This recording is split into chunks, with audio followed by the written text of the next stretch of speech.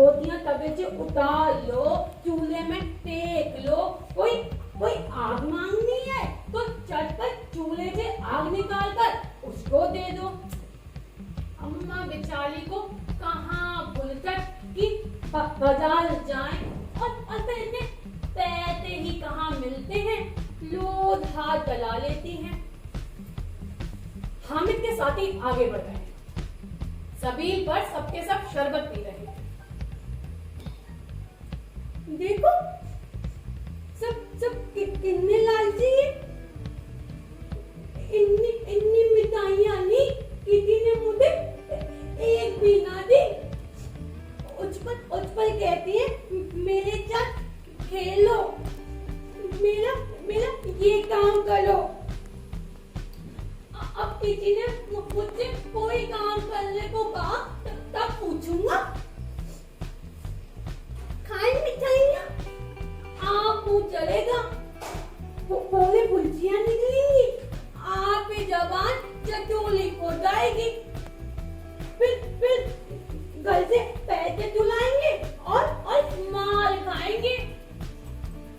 किताब में झूठी बातें थोड़ी लिखी होती हैं। मेरी जबान क्यों खराब होगी? और माँ चिमटा देखते ही दौड़कर मेरे हाथ से ले लेगी और कहेगी मेरा बच्चा अम्मा के लिए चिमटा लाया है, कितना अच्छा लड़का है। फिर पड़ोस की औरतों को दिखाएगी, चाले गांव वाले कहेंगे हामिद ने चिमटा लिया है, कितना अच्छा लड़का है। बलों की दुआएं तो सीधे अल्लाह के दरबार तक पहुंचती हैं। इनके खिलौनों के लिए कौन इन्हें दुआएं देगा?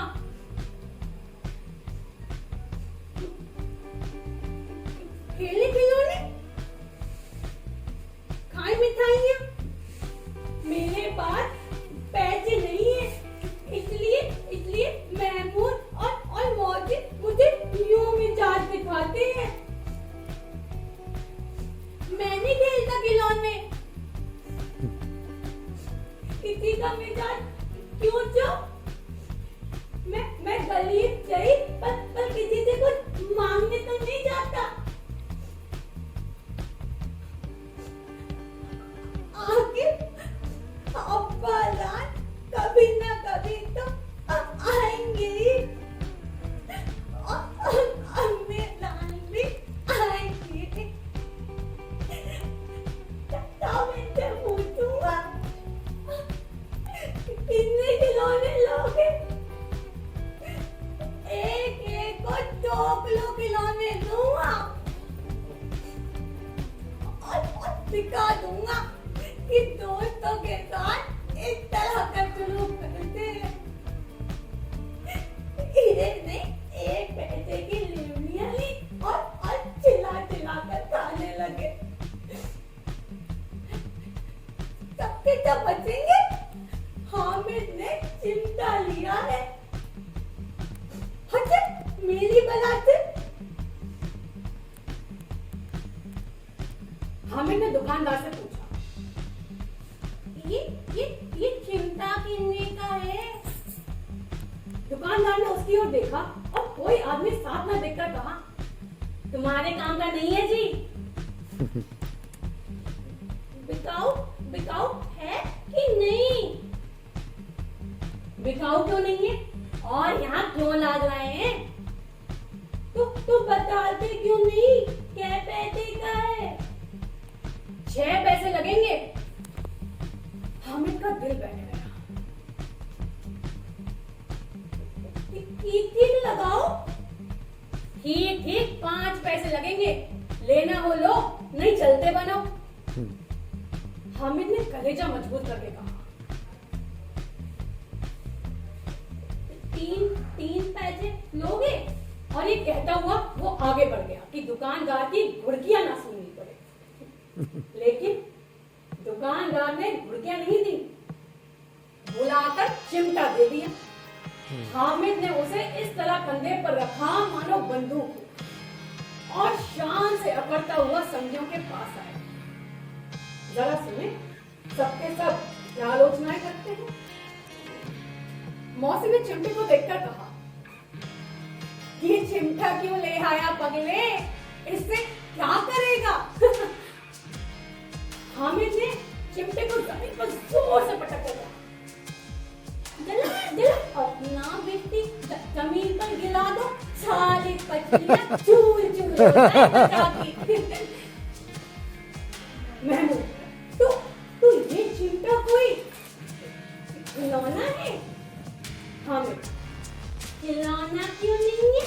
अभी बंदे पर रखा, बंदूक हो गई, हाथ में ले लिया, हकीलों का चिमटा हो गया। चाहूं तो इससे मंदिले का काम भी ले सकता हूँ। एक चिमटा जमा दूं तो तुम्हारे सारे खिलौनों की जान निकल जाए। तुम्हारे खिलौने कितना भी जोर लगाए, मेरे चिमटे का बाजी बांका नहीं कर सकते। मेरा बहादुर चेल है चिमटा। सम्मी ने खंजरी ली, प्रभावित होकर बोला, मेरी खंजरी से बदलोगे? 2 आने की है। हामिद ने खंजरी की ओर उपेक्षा से देखा।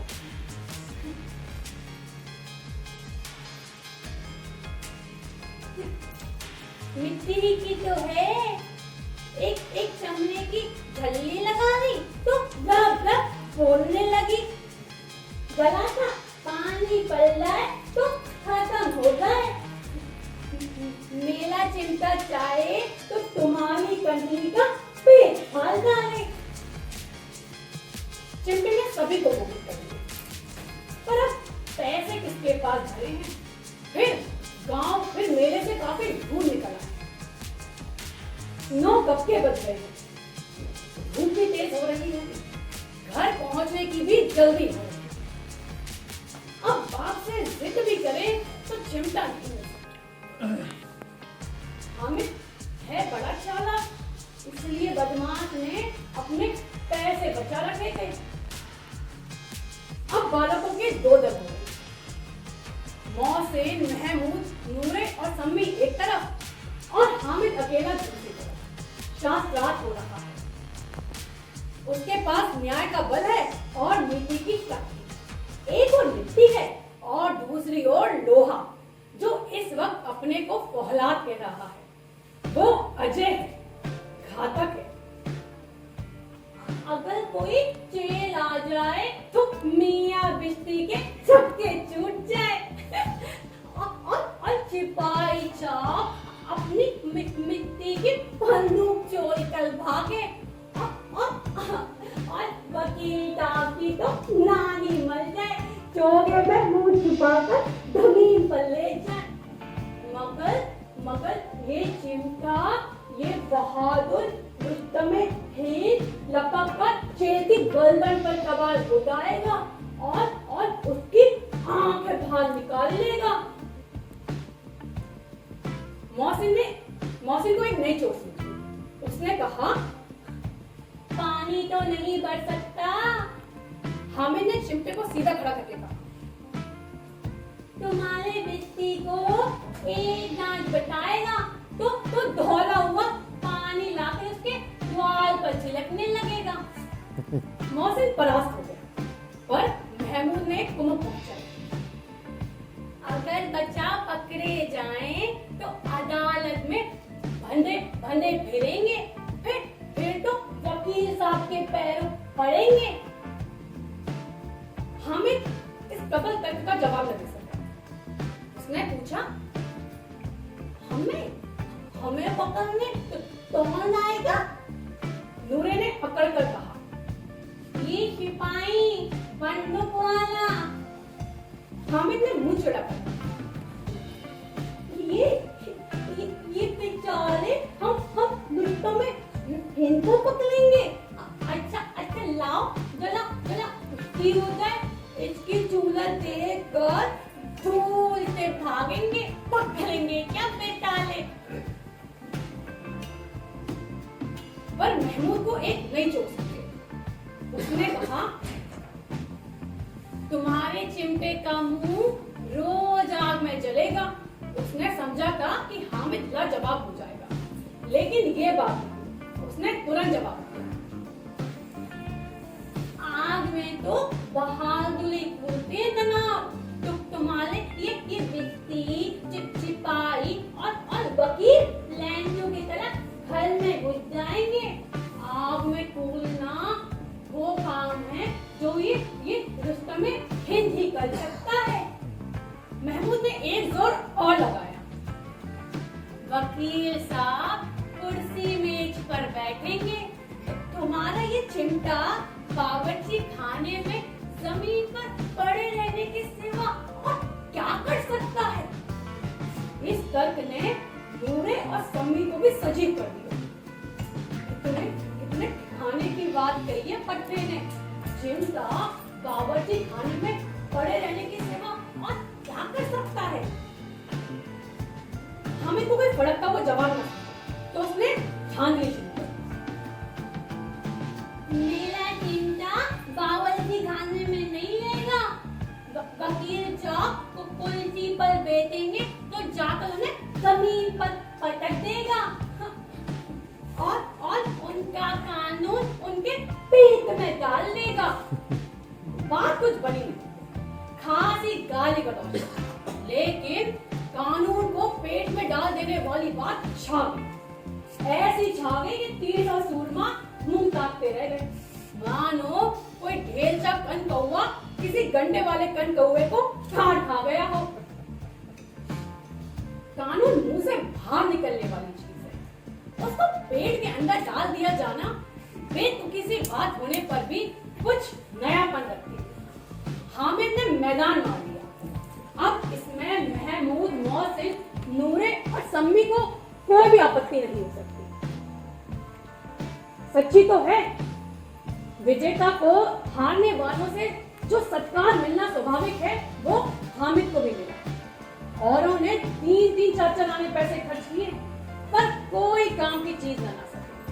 हामिद ने कुल 3 पैसे में रंग जमा लिया। खिलौनों से क्या फायदा, टूट फूट जाएंगे। हामिद का चिमटा तो बना रहेगा बरसों। संधि की शर्तें तय हुई। मोहसिन,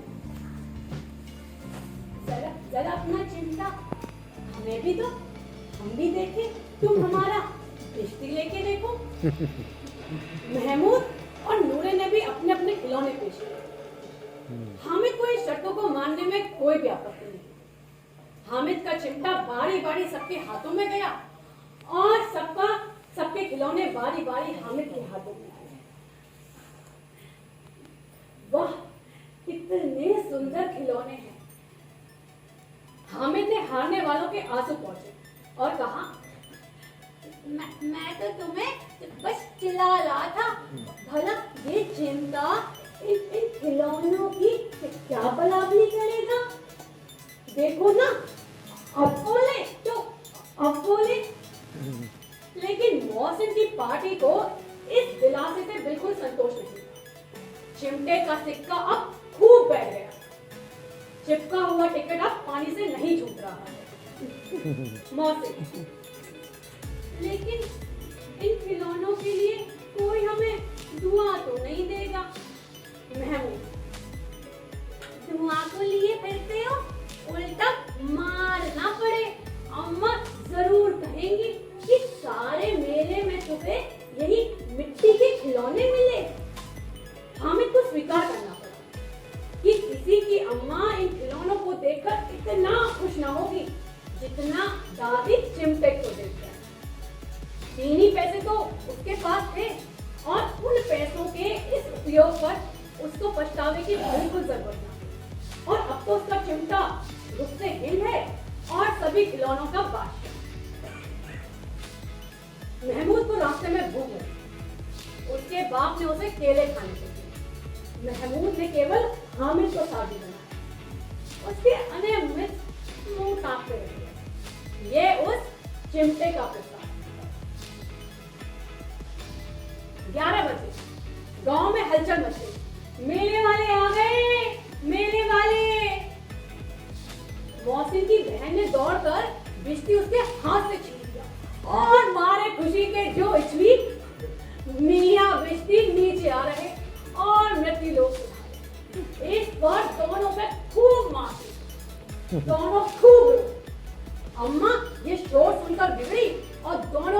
से दो दो चाटे और अब नूरे के वकील का अंत उनके प्रतिष्ठानुकूल इससे ज्यादा गौरव नहीं हुआ। अब वकील जमीन पर या ताक पर तो नहीं बैठ सकते, उनकी मर्यादा का विचार तो करना ही होगा। दीवार में दो खूंटियां लाई, उस पर लकड़ी का एक पटरा बिछाया, पटरे पर कागज का एक कालीन बिछाया। वकील साहब राजा भोज की भांति सिंहासन पर बैठा। नूरे ने उन्हें पंखा झलना शुरू किया। अब अदालत में खसकी टट्टियां और बिजली के पंखे रहते हैं, क्या यहाँ मामूली पंखा भी ना हो? कानून की गर्मी दिमाग पर चढ़ जाएगी कि नहीं? बांस का पंखा लाया गया। नूरे ने हवा करना शुरू किया।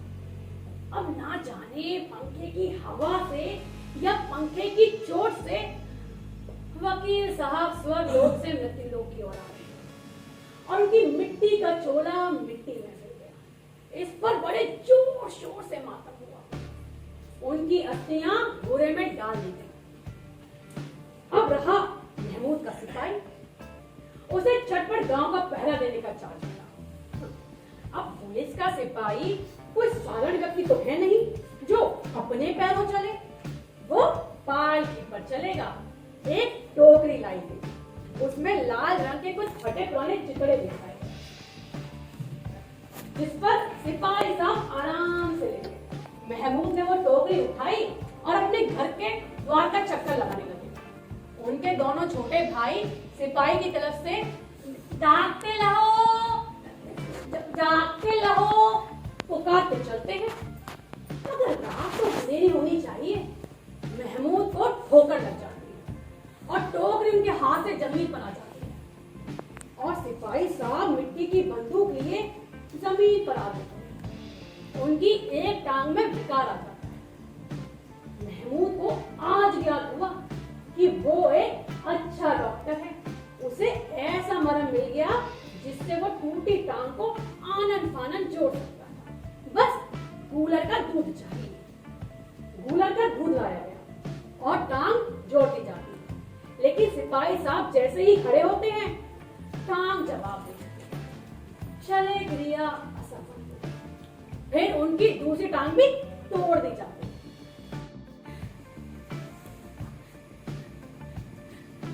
कैसा बेसमझ लड़का है कि दोपहर हुआ, कुछ खाया ना पिया और लाया क्या ये चिमटा।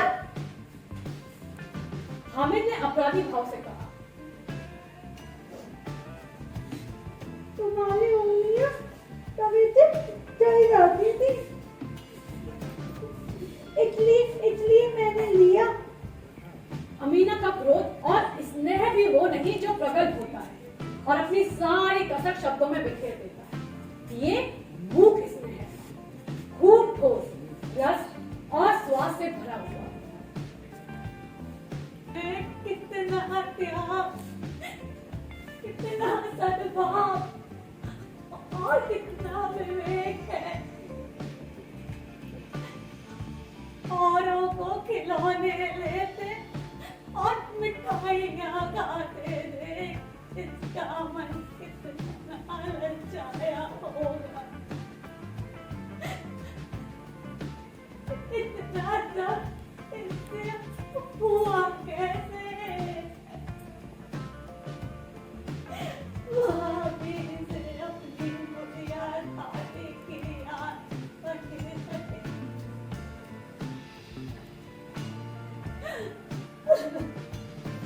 अमीना का दिल गदगद हो गया और अब एक बड़ी विचित्र बात है। हामिद के इस चिमटे से भी विचित्र। बच्चे हामिद ने बूढ़े हामिद का पाठ किया और बुढ़िया अमीना बालिका अमीना बन गई। वो रोने लगी, दामन फैलाए हामिद को दुआएं देती जा रही थी और आंसू की बड़ी बड़ी बूंदें जमीन पर गिराती जाती थी। हामिद इसका रहस्य क्या समझता?